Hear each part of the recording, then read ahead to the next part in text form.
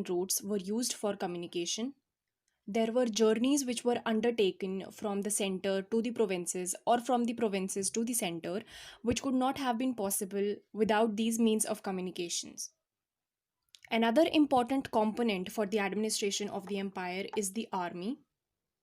So Megasthenes, who was the author of the book Indica, he wrote about army. He stated that there was one committee which was further divided into six subcommittees for coordinating the military activity. तो अब ये जो six सब committees हैं इनके functions are more or less self evident. However when it comes to the second sub committee which deals with transport, इस sub committee के functions जो थे वो काफ़ी ज़्यादा डाइवर्स थे. So, when a king or an emperor used to undertake any journey, a lot of things, a lot of equipments were required. तो इन equipments को कैरी करने का काम इस कमिटी का होता था, दैट इज द ट्रांसपोर्ट सब कमिटी.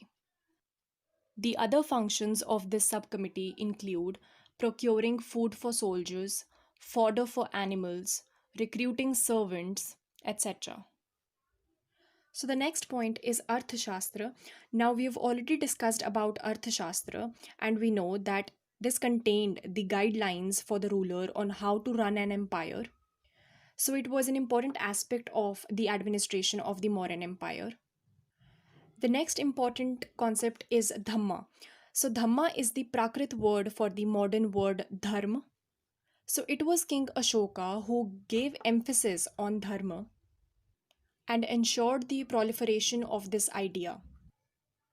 तो धम्मा का मतलब कोई स्पेसिफिक रिलीजन नहीं था, but it was just a way of life. So to follow dhamma meant a lot of different things. The first is respect towards elders. The second is generosity towards Brahmins and those who renounced worldly life. The third is treating slaves and servants kindly. And the fourth is respect for religions and traditions other than one's own. Then, lastly, what played a major role in the administration of the empire was that Mauryan kingdom में there were a lot of specialized officers. Some examples of the specialized officers are Rajaka, Dhamma Mahamatta, and Pattivedikas. So Rajakas were basically land measurers. इनका काम था land को सर्वे करना and assess करना. Then we have धम्मा महामट्टास. इनका काम था धम्मा की फिलॉसफी को प्रोपगेट करना. एंड देन लास्टली पट्टिवेदिकास का जो काम था that was to report the grievances of common people to the king. That is common लोगों को जो भी प्रॉब्लम्स थी, जो भी ग्रीवियंसेस थे, जो भी उनकी डिमांड्स थी, उन सबको किंग्स तक पहुंचाने का काम इनका था. So these were some of the features of the Mauryan Empire. Now let's move on to the next topic. So the next topic is how was the empire important? Now the historians, they started reconstructing Indian history in the 19th century. So when in the 19th century they got to know about the Mauryan Empire, it was considered as a major landmark. So now why was this emergence of empire regarded as a landmark? This is because it inculcated the feeling of nationalism among people. तो अब 19th century में India was under colonial rule and the Britishers saw India as primitive and backward and incapable of governing themselves. तो अब ऐसी situation में when people got to know that such a civilization existed at that point of time, it gave a sense of motivation to struggle against the British colonial rule. So this emergence of empire, it gave a sense of pride to people. It helped to unite people on the account of shared history and culture.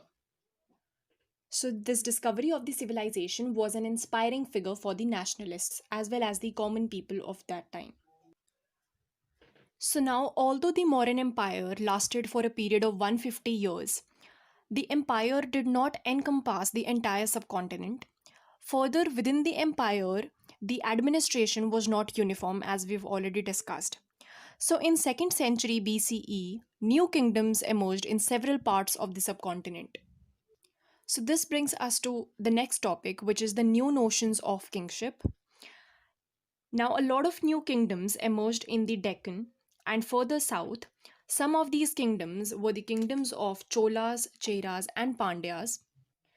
So these kingdoms came up in the area of Tamilakkam, which includes present-day Tamil Nadu, Andhra Pradesh and even Kerala.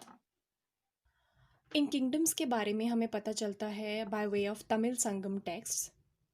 So these texts contain poems in which they describe the ways in which the chiefs and kings they acquired and distributed resources.